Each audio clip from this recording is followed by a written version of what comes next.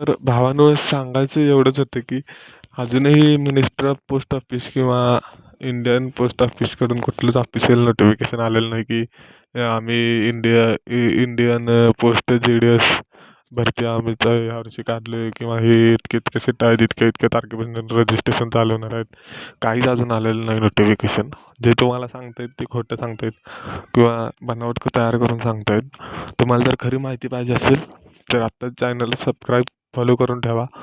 आपण लवकरच म्हणजे नोटिफिकेशन रिलीज झालं आपण लगेच व्हिडिओ बनवू आणि तुम्हाला पाठवू त्याने जेणेकरून तुम्हाला फास्ट लगेच कळेल. आणि खरं सांगायचं तर जर तुमची शिकायची इच्छा नसेल की 10वीला चांगले मार्क असतील तर तुम्ही चाटकन लगेच भरती करून टाका. कारण याच्यात पेपर नाही, एक्झाम नाही, फिजिकल नाही.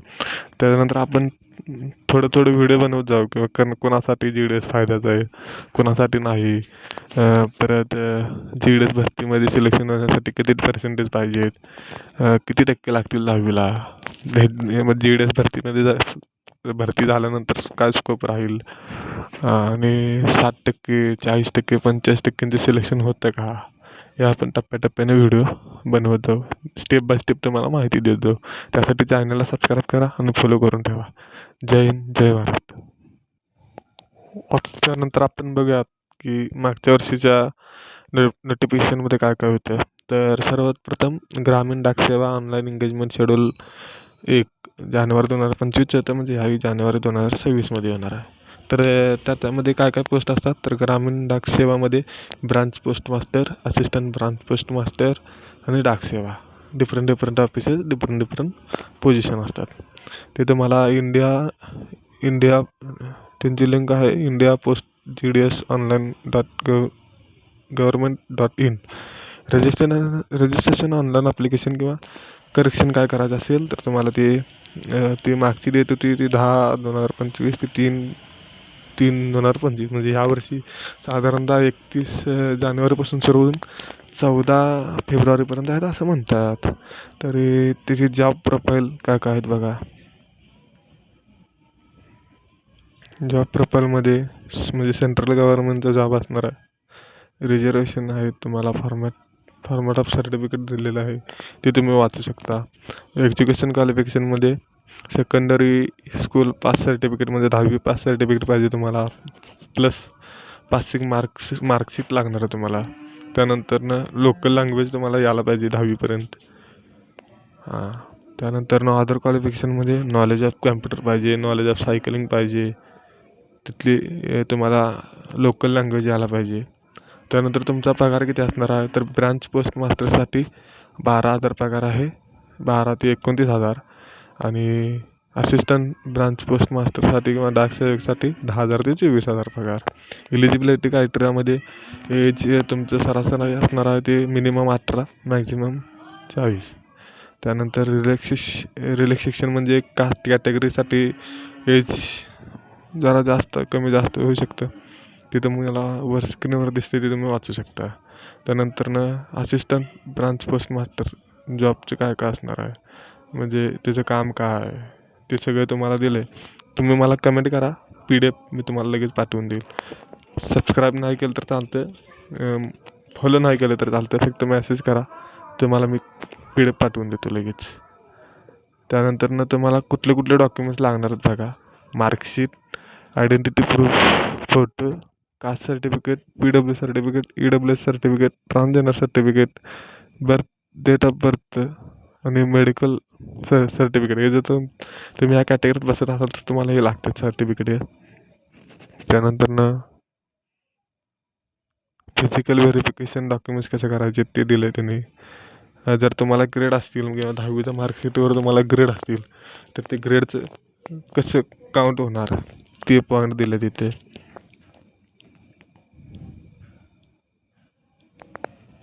तुम्हाला अप्लाय करायचं आहे ते इंडिया पोस्ट GDS online.gov.in ह्या वेबसाईटवर. सिलेक्शन प्रोसेस पण दिले तुम्हाला, म्हणजे शॉर्ट लिस्ट होणार आहे. त्यानंतर पेमेंट किती आहे, 100 रुपये फक्त आहे तुम्हाला. आणि जर तुम्ही फिमेल असाल, ST असाल किंवा ट्रान्सफिमेल असाल तर तुम्हाला फी काहीच नाही आहे. ऑनलाईन ॲप्लिकेशन करायचं आहे तुम्हाला. तुम्हाला रजिस्ट्रेशनची माहिती दिली सगळी.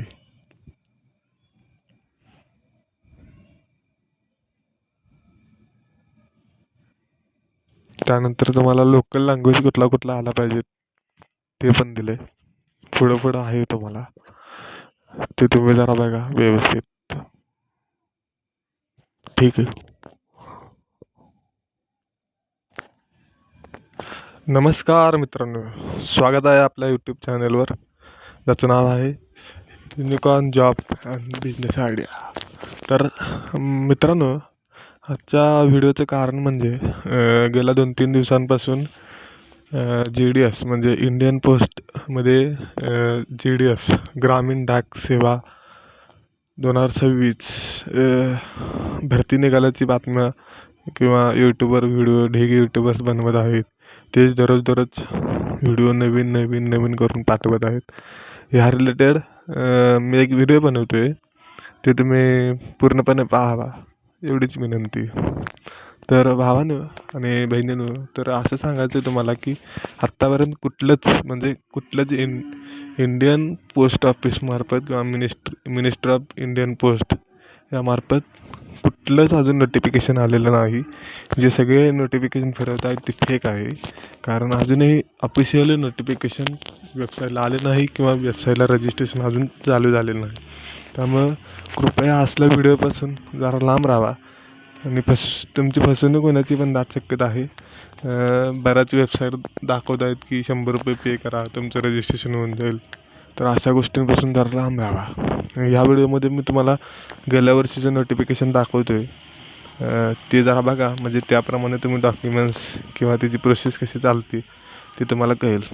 साधारण टेंटेटिव्हली या पुढच्या महिन्यात किंवा या महिन्याच्या शेवटला म्हणजे 31 जानेवारी 2026 किंवा 1 फेब्रुवारी 2026 या दरम्यान नोटिफिकेशन येण्याची शक्यता आहे.